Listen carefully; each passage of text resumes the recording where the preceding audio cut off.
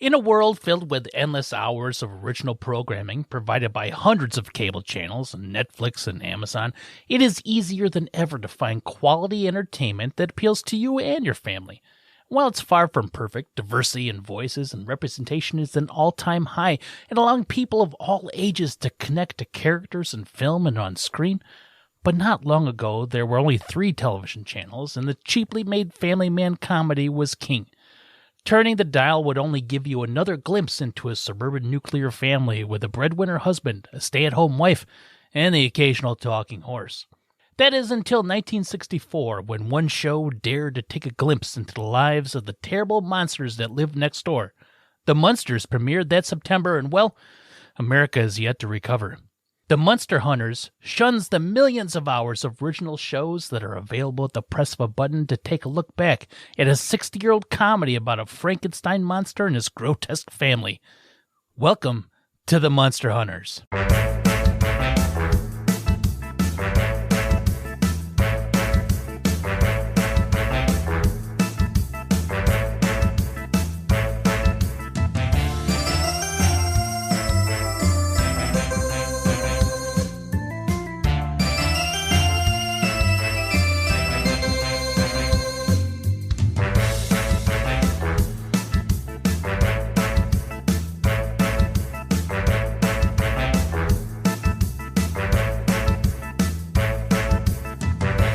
Hello and welcome to the very first episode of Munster Hunters, the only show that dares to shun the millions of hours of new original streaming content to revisit a 50-year-old sitcom about a Frankenstein monster and his grotesque family.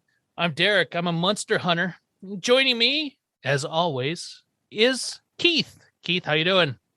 Hey, I'm doing good. This is Keith, and I am also a Munster Hunter.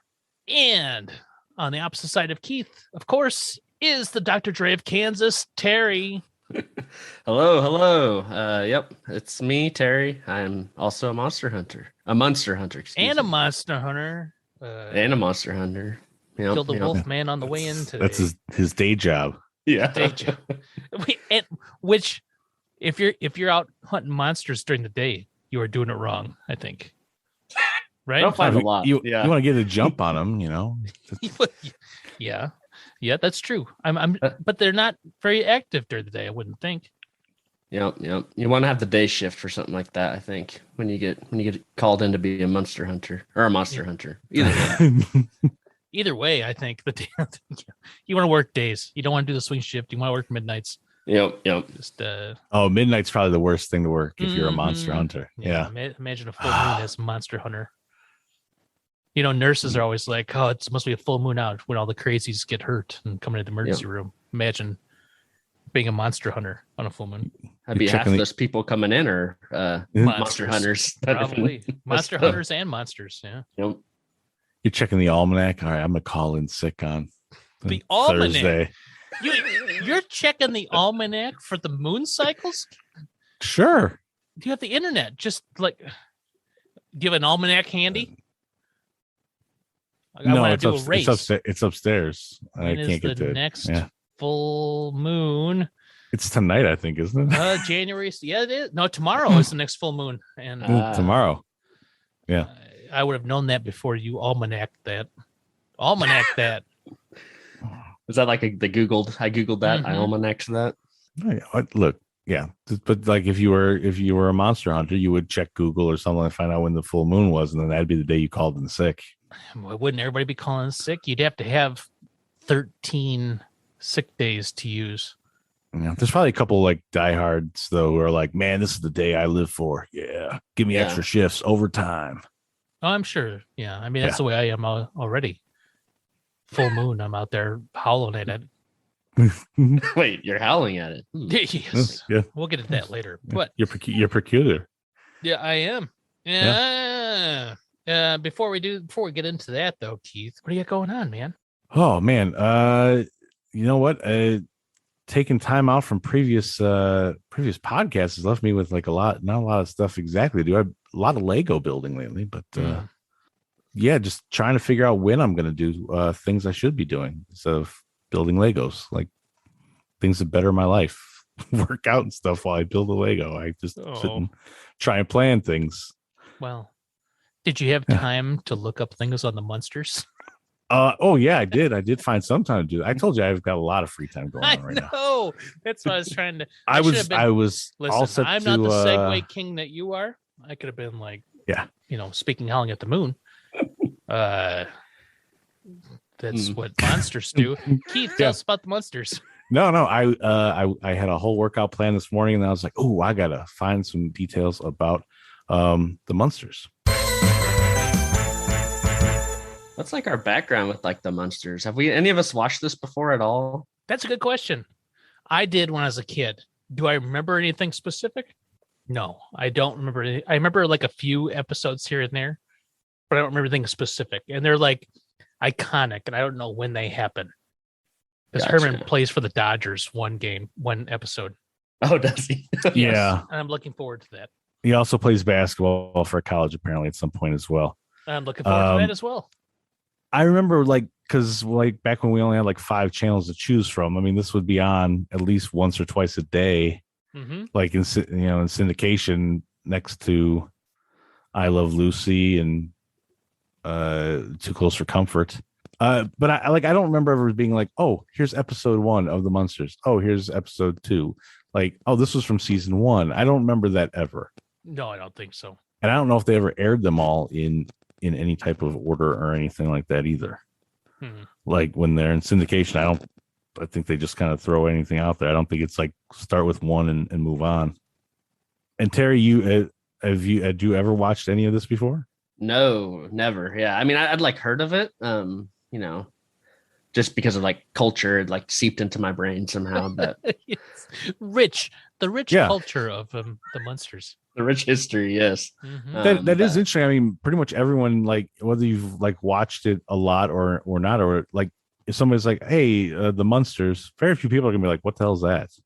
Not bad for a show that only had 2 seasons. Yeah, that's true. You're right. Cool. And a remake coming out soon, which is exciting. That's like when it kind of like popped back into my mind. I was like, "Oh yeah, this show exists." Oh yeah, I forgot about it. It originally aired September 24th, 1964. This was a week after the Addams Family came out. Very interesting. And but there's also apparently there's an unaired pilot set in 1964 as well, and it was shot in color, and they switched over to black and white to save money. With all that, and despite the similarities to what ABC was doing with the Addams Family, apparently they were created completely separate with no like inspiration. Like one wasn't trying to beat the other one to get like some kind of weird like monster show off the ground and stuff like that. the great monster race of the early 60s. It was created by the same team behind Leave It to Beaver. So that's Joe Conley and Bob Mosher. But also, I guess some of the real creators, I guess there's additional creators, Alan Burns and Chris Hayward, they put it together. They were writers for cartoons, including the Rocky and Bullwinkle show. They apparently pitched this idea and somehow like their information got passed on without ever crediting them. So they're listed, if you look up on IMDb, they're from a format by is kind of the credit that those 2 guys get. Also, the reason why they go with like Dracula, the Wolfman, Frankenstein's monster type thing is because Universal Studios owned Universal Television. And since they were putting together the Munsters, they figured it was easy to go with using these things that they already had access to. Sure. Makes sense. Apparently, when Conley and Mosher originally pitched their series idea, CBS executives knew they had the advantage over the Addams Family because the Addams Family couldn't use any of those type of characters. And apparently, this is one of the things that made the Munsters the more popular of the 2 shows because there's already like a built-in fan base. One other quick note here: they were in 1966. I'm sorry, 1965. They were actually nominated for best TV show on the Golden Globes. They did not win. Dang. What did they lose out to? Keith, you got to follow up with that. The Rogue Ones. The Rogue Ones, classic.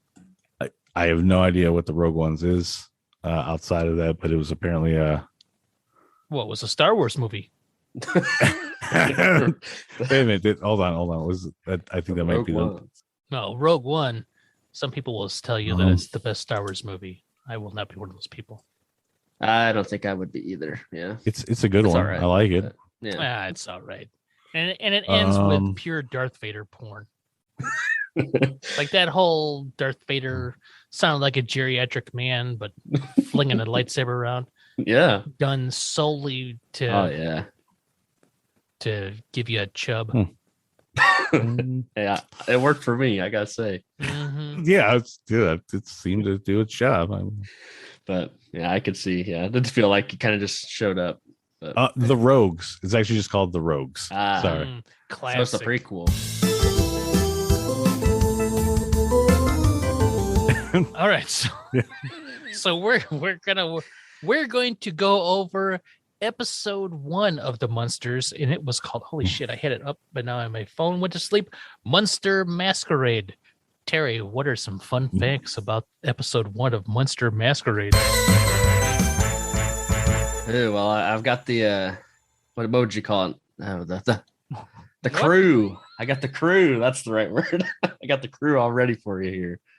So it was directed by Lawrence Dobkin, which he's actually an actor and a director. He's got like a lot more acting credits than directing credits, but they're all pretty much television.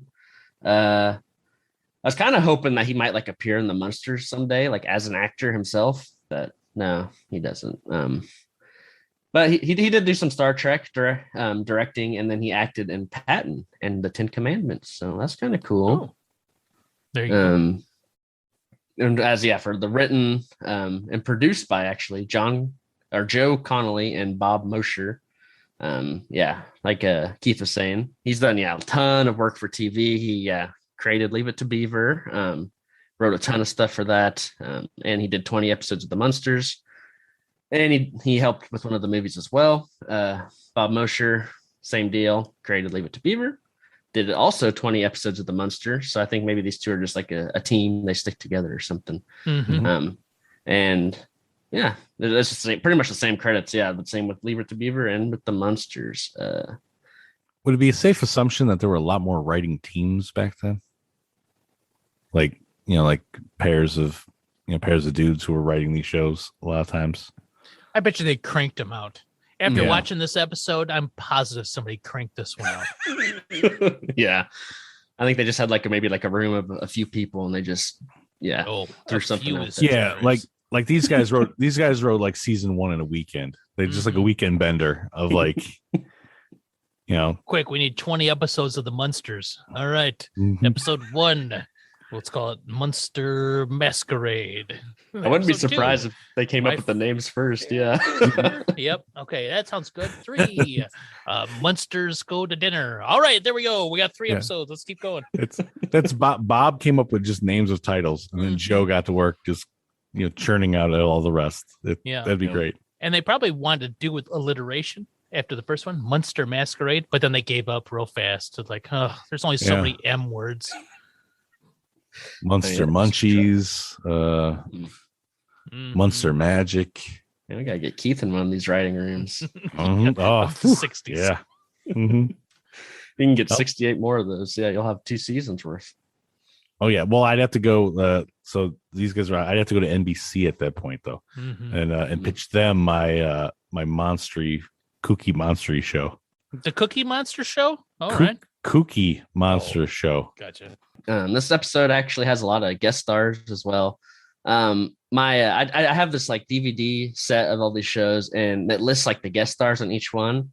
And it only listed Mabel Albertson as the guest star. But then I went to IMDb and they listed all of them.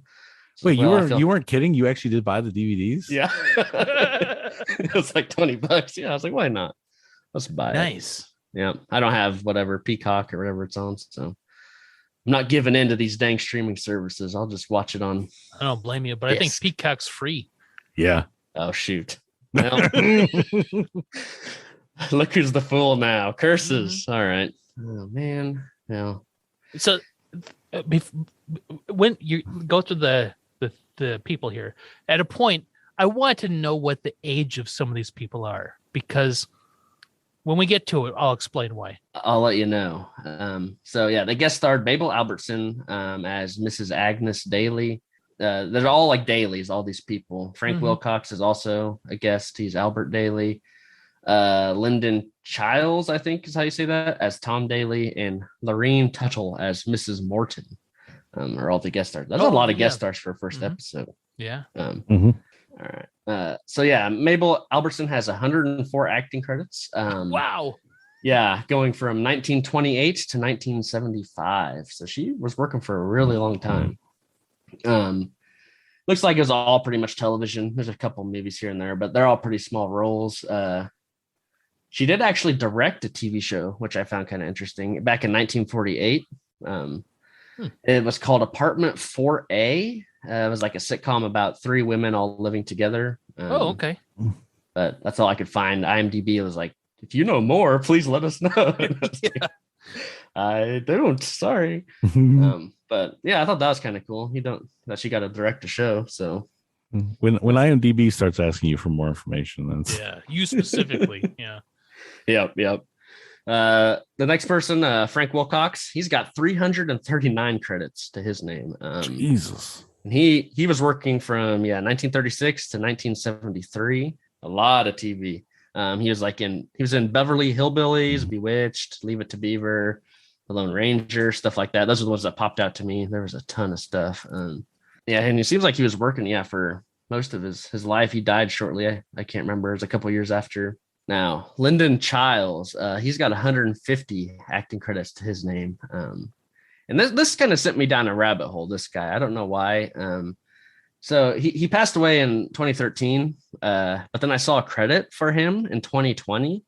I was like, well, that can't be right. And his credit in 2020 was for like a sequel to this film. It was called like Dr. Mabuse. And I was wondering, like, did they just have like leftover footage? I guess he was in the first movie, which was like in 2013. Was he the titular Dr. Mabuse? He wasn't. He was just like some inspector guy. He wasn't even like one of the main actors. Mabuse. Yeah, he wasn't. Dr. Mabuse is like the villain. He's like an evil criminal mastermind or something. Well, the creators were saying, like Mabuse. Yeah. The creators. I watched this like little like thing about this 2020 movie, and the creators were talking about how they shot most of both of these movies in their garage. I was watching the trailer. It does look pretty low budget. And then I kept looking, and I guess Dr. Mabuse is like a character from way back in the 20s. So that's kind of interesting. I think it's like maybe a book series or something. There's a ton of movies. I even saw like some of them were on HBO Max. So a little extra homework for myself maybe later, but yeah. So Lyndon Childs. Dr. Mabuse is a master of disguise and telepathic hypnosis known to employ body transference, most often through demonic possession. Oh, demonic possession. Yeah. So I don't know how film. I don't know how these people got the rights to Dr. Mabuse. Maybe that's like free now. I don't know. Yeah, public domain. Yeah. But he's back. If you thought he's back. It's better than before. Yeah. For a modern age, Mabuse has returned. In 1966, the Photoplay Awards, he was nominated for Most Promising New Star. Dr. Mabuse was? No, Lyndon Childs. The idea of Dr. Mabuse getting an award. The hit Holy character. Shit. In 1922, Dr. Mabuse Der Spieler came out. It's a German movie. It's 4 hours and 57 minutes long. Dear God. Do they even have that much film back then in the 20s? I don't know, but it's got a 94% on Rotten Tomatoes. Must be good. Wow, I'm kind of curious now. I'm gonna have to like take a day to go watch that movie. Yeah, well, at least half a day. All right, so let's just dive into this first episode. Absolutely. And it starts with Marilyn, the niece of Lilly, who looks like an attractive young woman. Is Very getting attractive. it on with Tom on the front porch of their spooky house, right? The Munster house is spooky on the outside, and the porch is spooky. And Marilyn and Tom are kissing, and Marilyn's like, "You need to come in and meet my folks." And Did the shutter slam on his hand at one point? Did, yes, yeah. Yes. The house was fighting back. Mm-hmm. Because as we'll find out, nobody liked Tom except for Marilyn. Anyway, she's like, they're sort of old-fashioned, right? And she's lived with them since she was a baby, blah, blah, blah. But Herman's peeping out the window. He's like, oh, he's like watching what's going on. Mm-hmm. And then they cut to the inside, and there's Herman and Lilly, and they're like, oh, it's the fourth date, blah, blah, blah. And Lilly says, it's amazing how some boys will overlook appearance. Mm. And Yeah, this is the go-to thing that you expect with this is the Munsters. They don't notice that there's anything odd about them. It's everyone else's weird. And they think their attractive young woman is hideous. Yeah. And I think there's a few things that happen in this episode that are going to be reoccurring themes, like the touchstone for every episode that'll happen. So anyway, so that's one of them. And then Herman's like, well, you can't be too careful. There are a lot of strange people out there. Doesn't he like look at the camera a little bit too when he and gives a little nod? Yeah. But Tom doesn't want to go in. He's like, well, how about this? My folks are having a party and they can come to it. So Marilyn comes in and is like, oh, you guys are having a party, blah, blah, blah. They can come. And Lily says, well, that's great because we don't get out at night as much as we used to. And then Marilyn says, well, by the way, it's a masquerade party. And then that throws like a wrench in the whole thing. And like, well, the idea of grown people like us dressing up in a costume and looking ridiculous. Yeah, who could imagine such a thing? And that's the end of the cold open. This show actually had a cold open in the 60s. And then we get the which you know is how I love a good cold open too. So, and this is a thumping theme song. This is our first episode. The Munsters theme song is amazing. It's killer. I love this. Like the music that they use for this movie, or not the movie, the show is amazing. Yeah. And there are lyrics to this song. We'll have to hunt them down. Really? Yes. Oh. Because I don't know if we've discussed it on this show because this is the first episode, but I think it's been brought up that to make money off of songs, you had to write lyrics to them. So then the people would have to pay you the rights to use the song instead of just getting royalties. So that's interesting because the reason that the Munster, like everyone knows the Munster song and like you recognize it right away, and nobody ever thinks about there being words to it. So it's very popular wordless. But in order to get paid for it, they had to have somebody come up with some like silly lyrics to it. Yep. Oh, I hope they're singing along with that guitar riff. Yep. And I think the lyrics are sung by children. Oh, that could be kind of creepy. I think it's supposed to be creepy, and it's like there's something like off about the Munsters, like they'll kill you and stuff. So we'll have to do that for another episode where we look up the Munster lyrics when we run in dry on material. All right, so we got the Munster theme song. Herman comes out of the stairs. Yep. Eddie, there's a wolf boy. There's Grandpa, Marilyn, and they're all like going out the front door, right? That's what's happening. Mm-hmm. Yeah. Yep. Grandpa tries to bite Lily. Of course, that seems to be weird. That seems to be a recurring thing. Yeah. I also noticed that she hands Herman his lunchbox because he's off to work. Yep. And this seems to be a very working class version of this, as opposed to over on the other channel, the Addams Family, where they seem like very rich. They're just independently wealthy. Yeah, and they just hang out and do what they want all day long. Yeah. Herman's got to go out and do stuff. Eddie goes to school. Marilyn goes to college or whatever. And dates lots of boys. And Herman goes to work. Lily's a housewife. Grandpa is Grandpa. Yeah. I'm very curious about what Herman does. I hope we get to see that. Oh God, I guarantee we do. I can't wait. So then we come out of that theme song and come back and we see Tom's parents. And this is why I want to know how old she was, because Tom, you see him, he's like 20 something, right? Yeah. And his mom looks old. like they made her look old. They accentuated her age. And I just wanted to know how old Yeah. she was. And if she was in her 60s when she made this, then okay. I mean, when we see them again later on at the masquerade, I remember seeing it and going like, wait a minute, is that the mom or is that like a grandma Yeah, exactly. that suddenly shows grandma. up? Yeah. So Tom's parents are there, and they are not cool with inviting the Munsters. No. But Tom's like, they're nice people if they're like Marilyn. And then and then the mom's like, well, I hope we don't misprint things because I hate to have our friends think we invited a couple of monsters. Oh, I do believe she says she hopes the society pages don't misspell their names. Something like that. Yeah. So Marilyn is not only is she's going on these dates and things like that, but like Tom is apparently a catch. He apparently comes from a very high upper crusty people who are going to get their masquerade parties going to be listed in the society pages, including the guests that are attending. Yeah. And then so exactly. The Dailies to host party with monsters. I hope it doesn't say that. They'd be ruined if it said that. Oh my god. Oh dear god. And then so then the dad convinces that it's okay, and then so Tom goes, thanks dad, you know how it is. And his dad goes, son, I haven't known how it is for a long time. So I don't know if that means they're in a sexless marriage or maybe it's just something that's neat and tidy and they do it once a month to pay the bills. I have no idea what their idea is. I thought because he was thanking him because he's like, it'll put me in good with Marilyn, you know how it is. And so his dad's like, you got to do things and you got to get in good with the lady, whatever way you can, I guess, in order to get what you want, the happy life, happy wife, happy life type thing. But he's like, son, I haven't known how it is for a long time. Oh, wait, I love that line. I laughed at it a lot and I rewound it to make sure I could get it right down in my notes.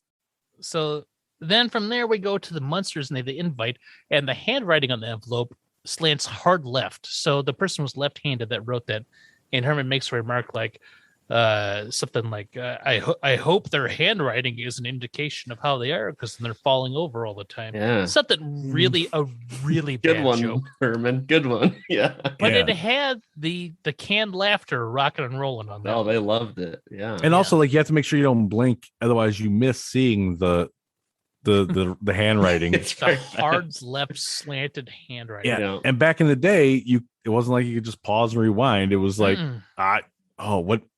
why did Herman say that? Dad, you missed it. Well, you know what? Back then, because there's so much radiation coming off the tube, if you blinked really hard, you'd probably see it still. It was still burnt in your retina. Blink. Oh, yeah. Back slanted handwriting. And then there's something, and then they're like, well, we are an old family, not like someone just dug us up yesterday, which was a very I think they may have looked at the camera when they said that one too. Mm-hmm. And then Grandpa comes in and he's pissed. He's not invited. he wants to go. So angry. He threatens to turn himself into chopped liver to be served by the caterers. I'll use my magic powers. Yeah. What great magic powers to have. So that means Grandpa can what's it called? Transmogrify. So he can turn himself into stuff. And chopped liver of all things. Yeah. That's very specific. But what happens then if that happens and they serve you at the party and people eat and suddenly the 20 people at the party have all had some of Grandpa? Is he dead? He'll be back to become back. Alien scenario, you burst out of the guts and then reassemble. So it's Alien and T2, right? So they all burst out of the gut and then they all mold together in the middle of the floor and reform Grandpa. Tiny little grandpas peeking their head out of the stomachs and what's going on here? Oh no, not again. It's also kind of a clever way of him being what am I, chopped liver? That type of line of I'm just gonna use my magic powers and turn myself into that. And a chop lifter. He'd rather be chopped liver than what he is now, but he's not invited. Also, he's like, I'm her grandfather. What? Okay, so why does it get you invited to a party? Exactly, to a party. It's just so Lilly decides that he'll ask the Dailies if Grandpa can come. So then we cut to Mrs. Daly on the phone with Lilly. And she's like, okay, that sounds great, blah, blah, blah.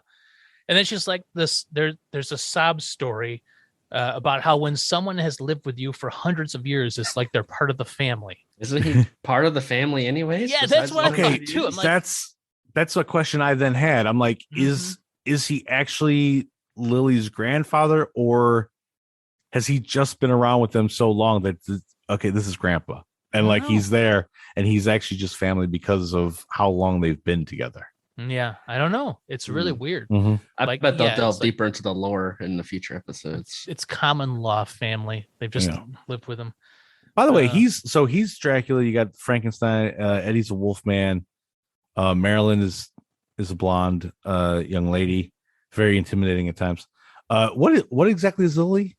I don't know, but we'll come back to that. Let's put a pin in that one because she displays some powers later on that we're absolutely. Okay. So then old Mr. Daly says, well, the only thing that could be making this worse if it rained on the night of the party. Cut to rain. It's raining at the Munsters' house. And Eddie he's looking at that's the first time we see Eddie, right? And he's looking out the window and he's like, it's neat lightning. I hope it hits our house. Yeah. So just like, okay, here we go. So now his shtick is here's the bad thing. I hope it happens to us because I like bad things. Yep. And Mrs. Morton is going to babysit Eddie while they're at the party. And Mrs. Morton, Marilyn knows Miss Morton from something, right? I can't remember. Her friend's mom. Yes, that's what it is. Yep. So we got Miss Morton coming, and here comes Herman in his outfit. It's a suit of armor, and he's King Arthur. And he comes waddling in. And Lily comes out, and she is Little Bo Peep with like blonde locks on her head and a poofy little skirt and like the shepherd cane, I guess is what it's called. I don't know what you call it. Scares the crap out of Herman too. Yeah, Herman's like, what? You're terrifying. Yeah. It's normal. He's gonna be so scared at the party later. I know. Oh man. Yeah. It's like, oh my God, it's amazing what makeup can do or something that they say. Then the first appearance of the crow clock happens. Raven. It's a Raven clock. Raven, yeah, the Raven clock. Yep. But he says it's 8:09, never more. Is 8:09 something specific? Is that from the Raven poem? I don't know about the 809, but I do believe that happens again at another time where it says it's not like top of the hour or anything like that. It's 8:09. Yeah. The voice of the Raven is Mel Blanc. Oh, well, there you go. Bugs Bunny himself. Mm-hmm. So the Raven says it's 8:09, and then Tom is at the door. And then Tom comes in and he's like, funny thing, it's only raining on this block. So it is raining, but only over the Munsters' house, which is interesting. And then so Tom meets Herman, but in the suit of armor, and meets Lily dressed up as Little Bo Peep, looking, terrifying to Herman, but quite appropriate to anybody else, right? Yes. Mm-hmm. Yep. And then Tom and Marilyn leave. Then Herman walks over, kicks up over the rug, and stomps on a trap door for Grandpa. And then we go to Grandpa's lab because he's still working on his costume, right? Yeah. Yep. Yeah. So he's in the lab making potion for a costume. And he's running through some things he could be. And I can't remember what he says, but he settles for Mr. Hyde. Yeah. Dr. Jekyll and Mr. Hyde. So he makes this potion. He drinks it up. He starts choking and gagging. And he bends over. And you're like, oh, he's in a company. He's going to be hideous. And now he just stands up and he looks the same. Yeah. And he's like, nothing. Somebody's been taking some of his. No, he says something very weirdly drug specific. He says, someone upstairs is cutting the stuff again. So, so they're taking stuff and replacing it with baking powder, I guess. I don't know what's going on. All right. So interesting little note here about his, so the Dr. Jekyll, Mr. Hyde potion that he goes for. Mm-hmm. And he says, work for Fred March to win the Oscar.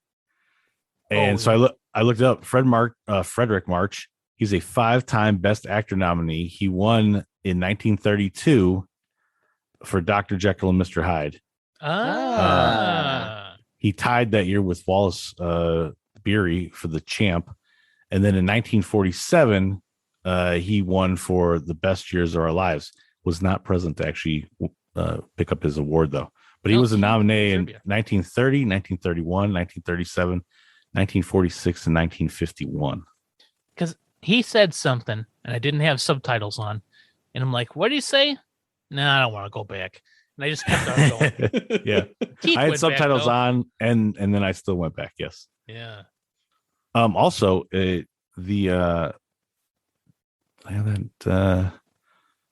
had a note in here about the laboratory. It's actually from Universal's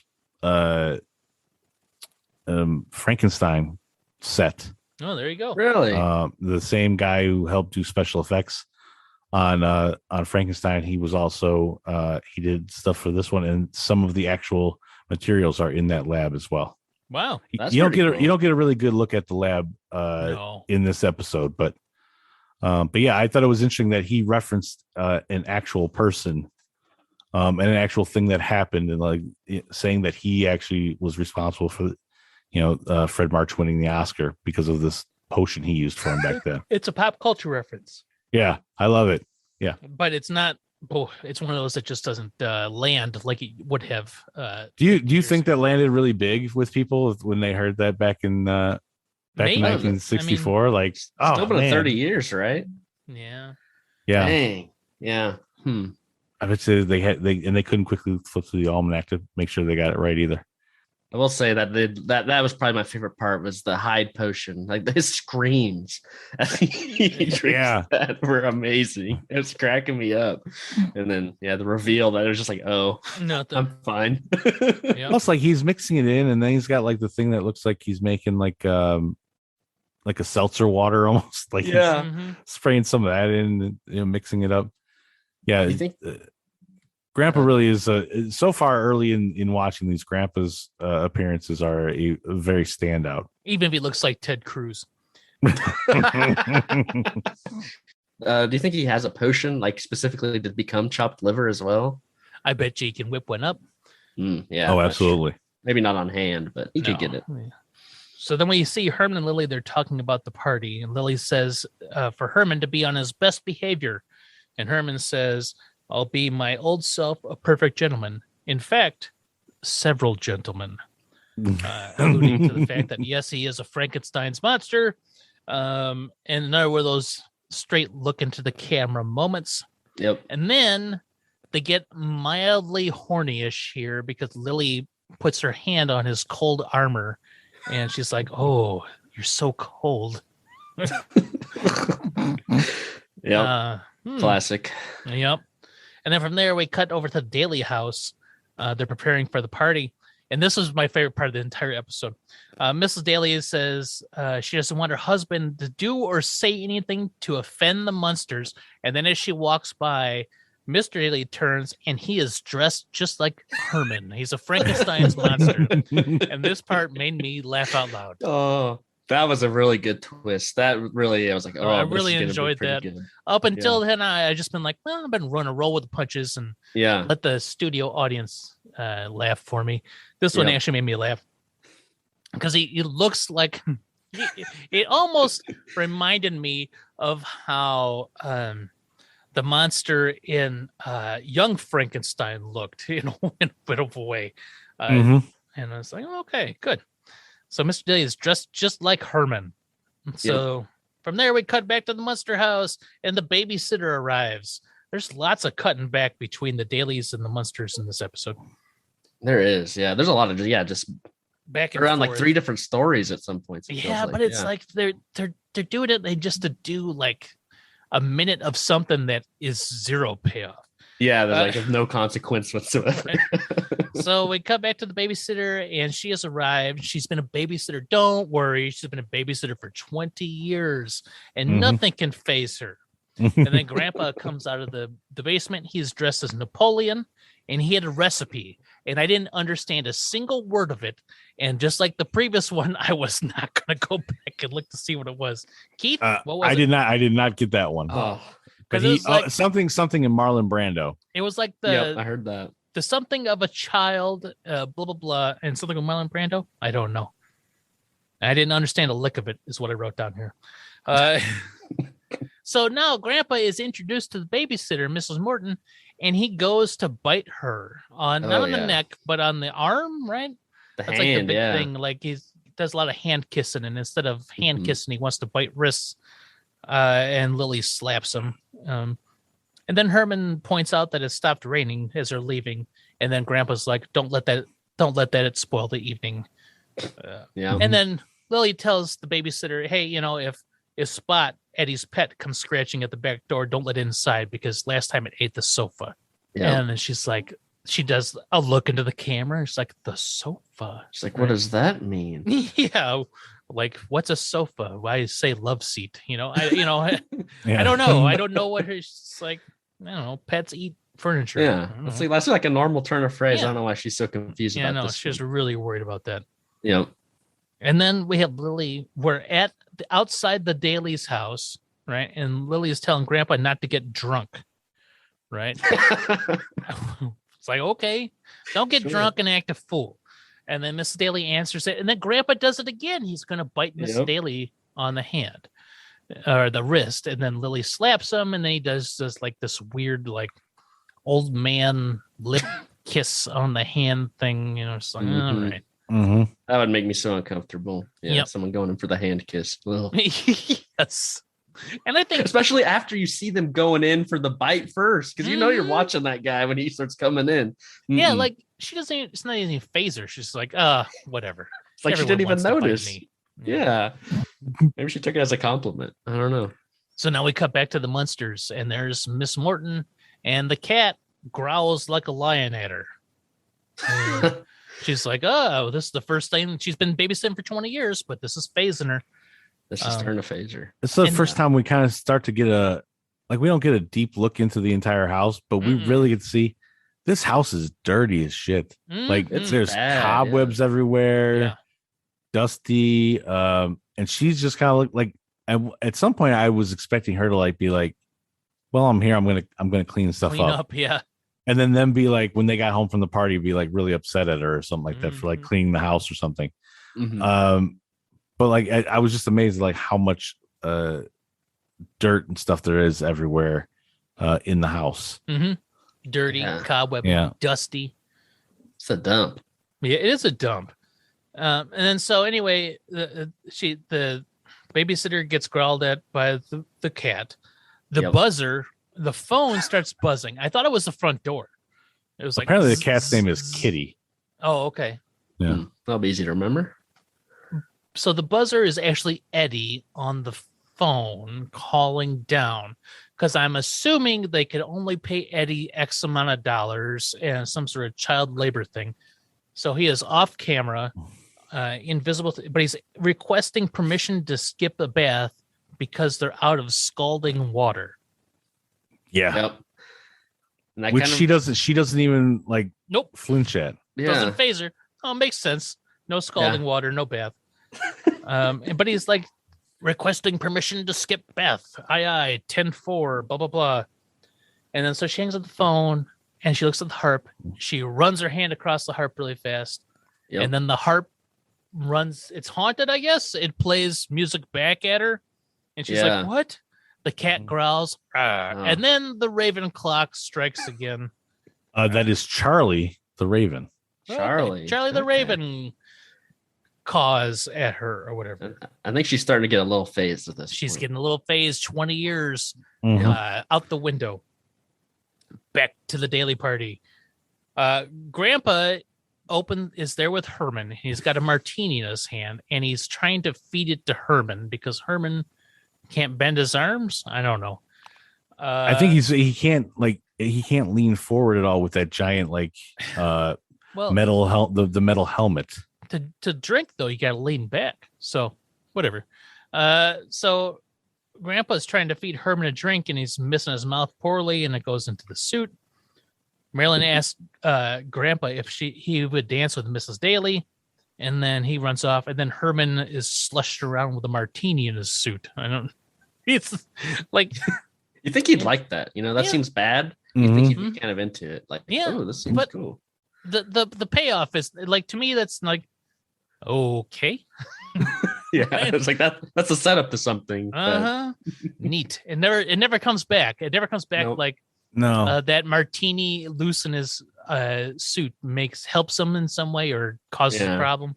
Nah. Yeah, maybe like it leaks out and somebody thinks like he peed himself or something like something weird. Like this is what I kind of thought was going to happen.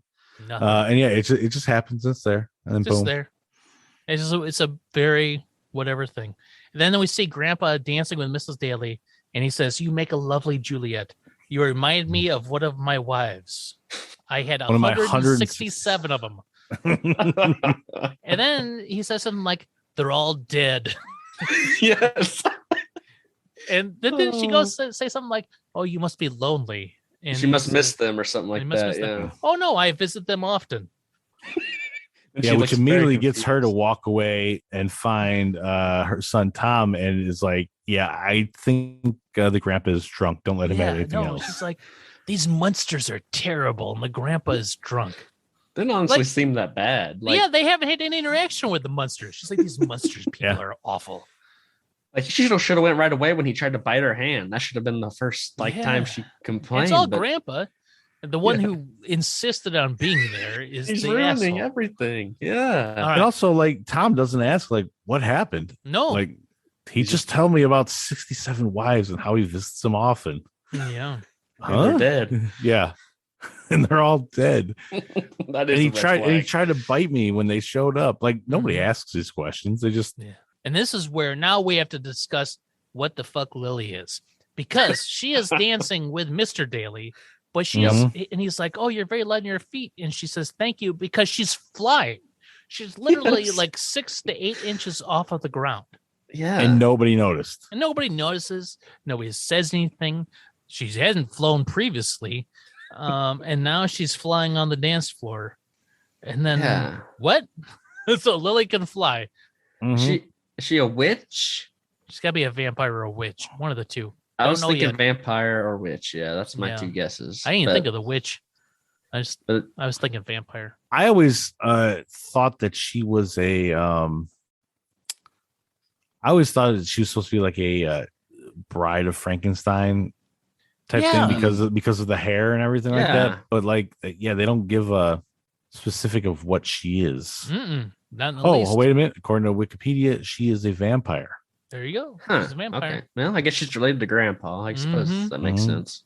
But she's flying above the ground. First time we see her flying, and there she's doing it. And then Herman and Marilyn are talking, right? And then Herman says, "Mr. Daly needs to introduce himself. He's the host of the party." But Marilyn convinces Herman. It's like, no, you come and do it. So he goes to introduce him. And then... By the way, I'm with Herman 100% on this one. That guy should have introduced himself. Why does Herman have to do it? It's like, not just all his guests. He should be nice. Hey, welcome. And kind of working the entire room. But also, this was like the special guest type thing, like the mystery guest that was coming over, like that you guys had to make special arrangements for even bring the grandfather with. Yeah, the son wants them to get along. They're very wants to impress his girlfriend's, guardians. So can you go talk? You should introduce yourself. So I'm thoroughly with Herman on this one. But now I think when Herman gets over there, I understand why Mr. Daly has not been making the rounds, because he is there with this Miss Hanson. Yeah. Okay, good. I'm not the only person who thought that like something weird was going on there. Yeah, like hi, I'm Tim Daly or whatever, and the star of Wings, and this is Miss Hanson out of the blue, nowhere else. Young, attractive woman with a mask on, and he stands up and he turns to reveal himself as a Frankenstein's monster. And Herman's like, "Oh, you remind me of someone I know." What could it be? But then he says, "Shame you couldn't get a costume for your own costume party." So Herman thinks Mr. Daly looks like him. Yeah. They're like, man, normal. Yeah. The father of the family, Frankenstein. Makes sense. Yeah, it's normal. Okay, hold on. Going back to this Miss Hanson lady, though.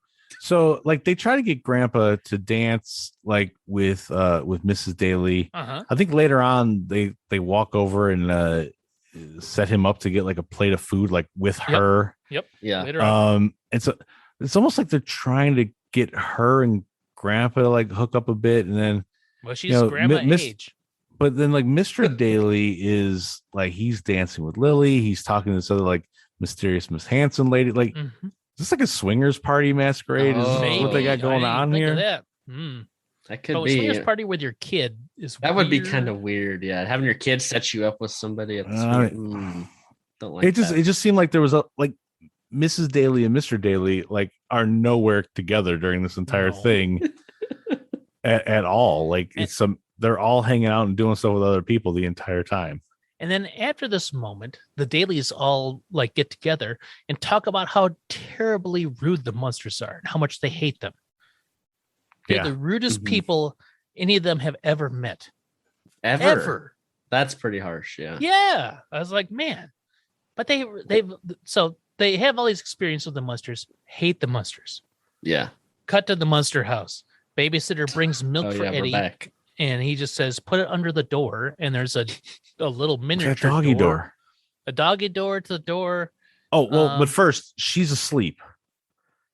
And she wakes up and she's covered in, like, there's a ton of cobwebs on her. Oh, yeah. And she wakes up to hear howling. Yep. And when she's like, huh, what is that? All of a sudden, Eddie's like, oh, that's just me. I do that whenever the moon's full. Don't worry about it. Yeah. And then we see a shadow of like a dinosaur looking thing walking through the house at kind of up the stairs. That was this part. Yeah, my bad. Yeah, because we do that. We hear the howling. It's just me. And then Eddie is bringing Spot, and it is like Godzilla. It's like the silhouette of Godzilla going up the stairs. Which they said previously, I think we missed this in the intro of Miss Morton, was they said if Spot tries to come in, don't let him, because last time he eats the sofa. Yeah. So I skipped ahead. I scrolled down and I saw the next break. So Eddie howls, Godzilla. That shot was cool of Godzilla. The shadow, I thought that actually looked really cool, and I could see why it was kind of scary. Even like, oh god, what is that? But is she phased? She doesn't run out the house. That's true. At that point, I think I would be phased enough to 20 leave. years of babysitting. I've seen everything, including Godzilla's. Godzilla, yeah. Her answer is to go bring him some milk. And when he says to put it through the doggy door, she's like, well, okay. Yep. So then we cut back to the daily party. And can I ask a quick question before we jump back to the party there? Yeah. Now, I've when I was younger, obviously I had babysitters and stuff. Did you guys ever have a babysitter come over who you never saw at all through the whole time? Because she never sees Eddie. He's already upstairs. That's a good point. She never checks in on him. He calls down to her at one point. And again, it's probably because of the child labor laws to keep him off screen and all. But I found this very weird that in this odd house with a few odd things happening, granted, she's not really phased. Like, she never sees him ever. And I'm like, how is that like a regular babysitter occurrence? Is you never see the kid that you're looking after? Maybe was that like 60s. a thing? I found that amazing. I'm like, yeah. Even if it was just like a normal, like everyday household, not the Munsters house, you never went up to make sure that the kid said something about scalding water. You saw drinking going upstairs. Scalding water. So there was, but he was saying that because he didn't have any scalding water. Well, that should. And then he's howling, and there's a doggy door to put milk through. Like, there's a beast climbing up towards him. Yeah. Yeah, maybe you should check in and make sure the kid's okay. I don't know. That's just what I thought. Yeah. I wonder how much she got paid for babysitting. No, I bet it was free. That's why. Yeah. Mother's friend. Yeah. So then we cut back to the daily party, and Tom is trying to get Marilyn to leave. Let Helen get out of here. But Marilyn is upset that their parents haven't been talking. The Munsters haven't been talking to the Dailies. And then he's like, we'll fix that. And then we see Grandpa with Mrs. Daly again, and they're at the buffet table getting something to eat. And Grandpa starts eating that flaming buffet gel that keeps it hot. Yeah. And, you see him, he eats it, and he blows smoke out of his mouth. And she's like, what? He's like, oh, I'm sorry. And then scoops some onto her plate. Yeah, he's not rude at all. He's very courteous. He's like, I'm sorry. I should have gotten you some as well. He's just eating flaming gel. And this is just such a little non sequitur because we cut back to the Munsters, and this is the milk sliding the milk to the doggy door. Eddie's going to bed, and then you hear like a coffin close, and she's like, "Huh?" And then we cut back to the daily party, and then they're doing the prize for the best costume. Yep. So up until this point, remember, the dailies think the Munsters are the worst people they've ever met, and they've only had like small interactions with them. They're the worst people they ever met. So they're having this prize for the most original costume, and you hear people screaming, "It's George Washington," or Daniel Boone, like crappy costumes. Yeah. Like even for the 60s, they had to have something pop culture they could have wanted to be for that, you know. You see this like, epic suit of armor just sitting in the background. You're like, obviously, we all know who should win. Daniel this. Boone. And the guy just had a hat on. He had like a coonskin hat. Whoop-de-doo. Here's like a suit of armor. And then somebody finally goes, "King Arthur," and they're like, "Yeah," and then like the drunkenly yells, "King Arthur!" Yeah. But then Mr. Daly is like, "Okay, that's cool, yeah." Up until this point, hates Herman Munster. Time for the prize. All right, we'll give it to Herman Munster, and then like, "Take off your helmet," and which it's like, they're in a room with like 20 people. I don't know why they're screaming like that, but they do. He takes off his helmet. And then somebody goes, "He's wearing a mask under another mask." Yeah, wow, cool. But they give Herman, like, you think the dad, if he hated the Munsters so much up to this point, when somebody suggested the Munsters should win, he'd be like, "Eh." Like do the little hand signal, like this throat cut. No. Yeah. Let's find somebody else to win this. I don't want to give this giant bottle of champagne to this crazy man. It should have been a cool competition, you know, like Mr. Daly. He's got the Frankenstein mask on, and then like it's like who could win? They're both so good, and then he reveals his face, and he's also got Frankenstein. He's also a Frankenstein. He's like that would have been custom. Great. Dang, so much missed potential there. But he gets this big bottle of champagne as the prize, and Herman's stoked. He's like, "Yeah, I won. That's right." He's kind of feeling good about himself, but Lilly is pissed off. Oh yeah. And she comes and she's like, Didn't you hear you were being insulted, the mask comment?" And now here comes a touchstone joke, because Herman looks in the mirror and the mirror breaks. Yep. And then he goes, "Oh, that is my face." Right? Like, so like what?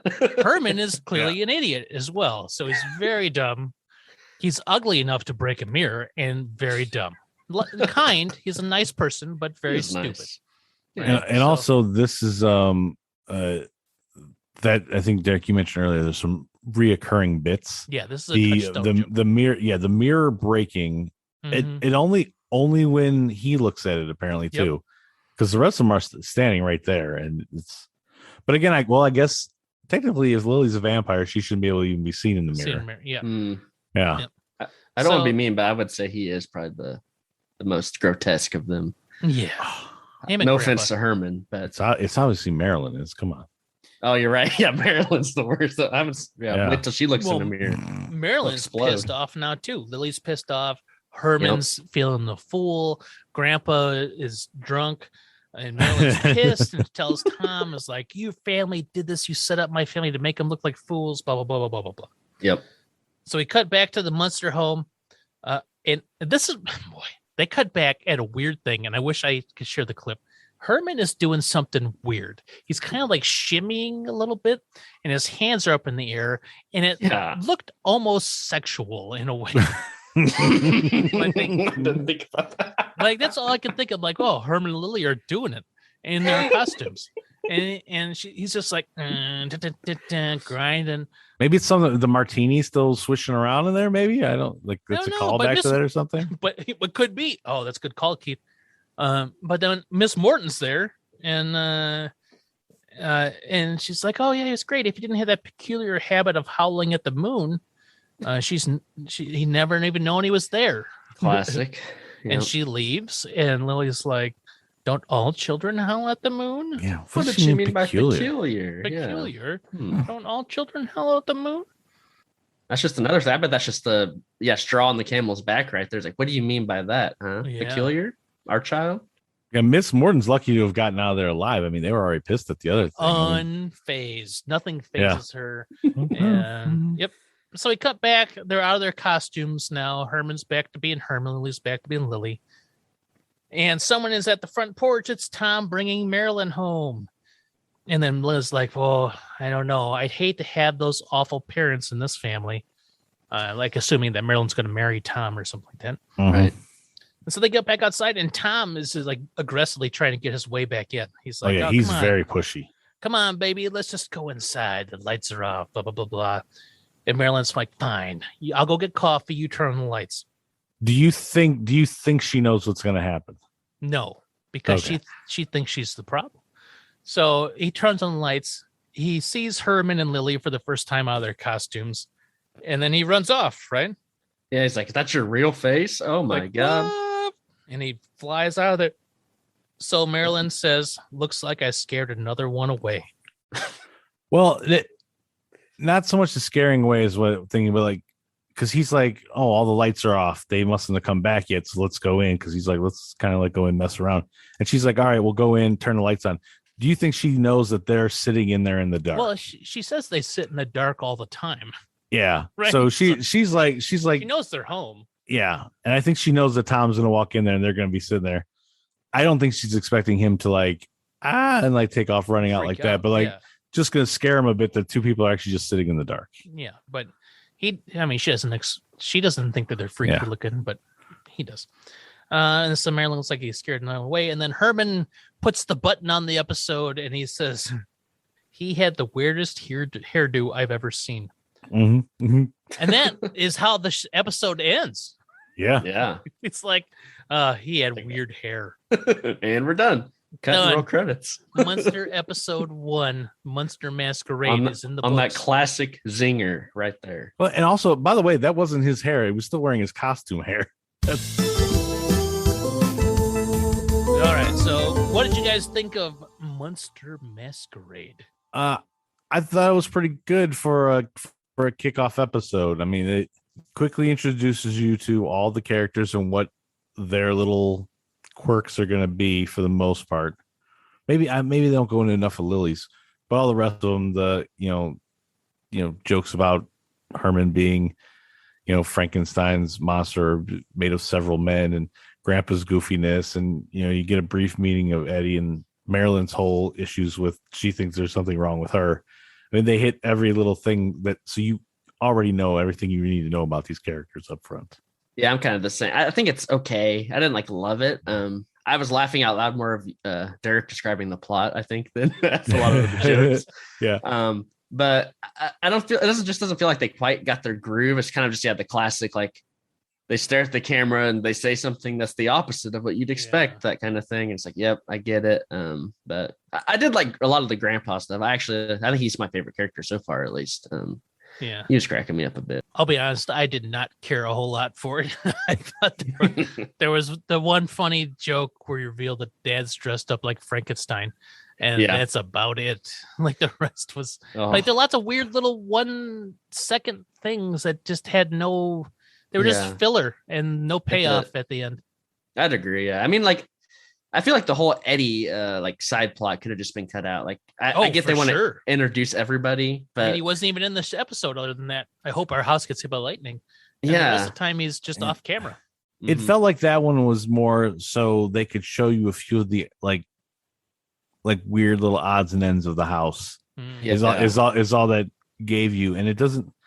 They don't really show you much of the house at all. I mean, just a few small little sections. No. That you get to see here, but I think that's kind of what that served was. Oh, let's bring this lady as an outsider to come in, and she'll look around. We can see from her reactions. Of course, she's never phased, so probably not the best person to get reactions from about like the weird stuff that goes around the house. Oh, that's another complaint. They had a whole opportunity. Nothing phases me, and you know what? She was right. Nothing phases her. Nothing startled her. Spooked her. She didn't like run off. Her hair didn't stand up. Nothing. Yeah, that could have been a whole episode. Haunted house. She is in a literal haunted house. Yeah. Right. The harp played itself, and she goes, "Yeah, that's kind of weird." She gets like a second glance and then keeps moving. Yeah. See a Godzilla climbing up the stairs.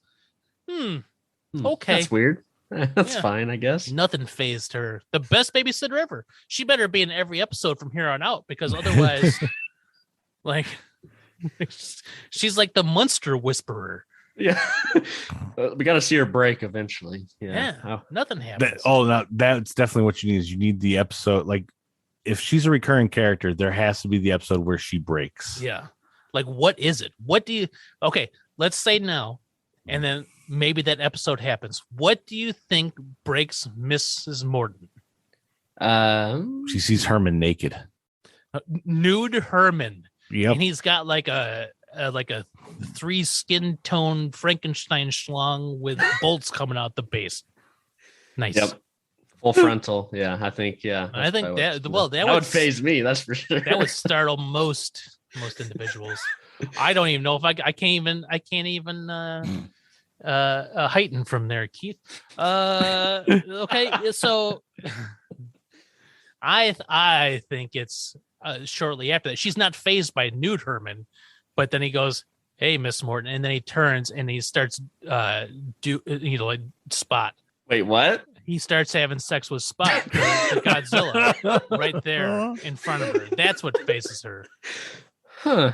You know, that would also phase me. I think. Yep. Yeah. And you gotta eat. Not Terry. You gotta take it up one notch. What do you think? I was gonna say maybe she got eaten by Spot earlier, but now I'm trying to think of like a better one. Maybe she does get eaten by Spot. Wink, wink. And that's what phases her. Maybe she joins in because you know she's not that phased. She's a little phased, but not that phased. Maybe she gives like a knowing glance at the camera. It's like I don't know, but then she's like, well, shrugs her shoulders, goes for it. Then maybe like maybe and then she like runs too much out teeth the next or something. scene. Yeah. Audio, listeners out there, you go ahead and take your bets on which of our scenarios you think is gonna happen, and we'll see who wins at the end. Yeah, I think that'll happen. All right. So that was, it was okay. It was a fine episode. I didn't really care a ton for it. Mm-hmm. Would I have watched the next week? Probably, because there were only 3 channels. I didn't have a whole lot of options, so I probably would have tuned in again. Okay, so that will do it for episode 1 of the Munsters, the Munster Masquerade. And then next episode, we will be covering, if you guys want to watch along with us, episode 2 of the Munsters. You would have thought for the watch along, right? We would go in sequential order of the Munster episodes. Yep. And that join us. It'll be fun. Yeah, next episode. Yeah. And then we could buckle your seatbelt, folks. Yeah, we could always have people send in their Munster-based questions. Yep. Send your Munster-based questions, send it to us. I don't know how, but do it. You'll find you could send it to our Twitter account, right? Oh yeah, I guess. I mean, somebody's got to man that. All right, and then do we have a sign off? It's always hunting season. Is that what we're gonna do? That's why I've written down here. Somebody must have said it at one point. We should all say it together then. Yeah. So Derek, you can say until next time, and then we'll all say it. Yeah. We'll so until next time. It's always hunting season. The Munster Hunters are Derek Glascock, Keith Gawla, and Terry Vickroy. Keith is the host of the Pop-Up Filmcast, and that was great, wasn't it? Both shows can be found wherever you subscribe to podcasts. For more about Keith's shows, you can follow Pop-Up Filmcast on Twitter at Pop-Up Filmcast. And that was great, wasn't it? At How Great Was That? You can also follow Keith on Twitter at KG3030. Terry is one of the hosts of Run the Reel. It's a movie podcast that does deep dives on films with a theme. You can follow Run the Reel on Twitter at Run the Reel. You can also follow Terry on Twitter at Terry_Vickroy. If you would like more musings from me, you can follow on Twitter at Derek9 and the word 9. Follow Munster Hunters on Twitter at Munster Hunters and subscribe on your podcatcher of choice for more Munster Hunter fun. Munster Hunters is mixed and edited by me, Derek. All original music is composed and mixed by Terry Vickroy, and executive producers are me and Keith Gawla. The Munster Hunters is a Krispy Dodo production.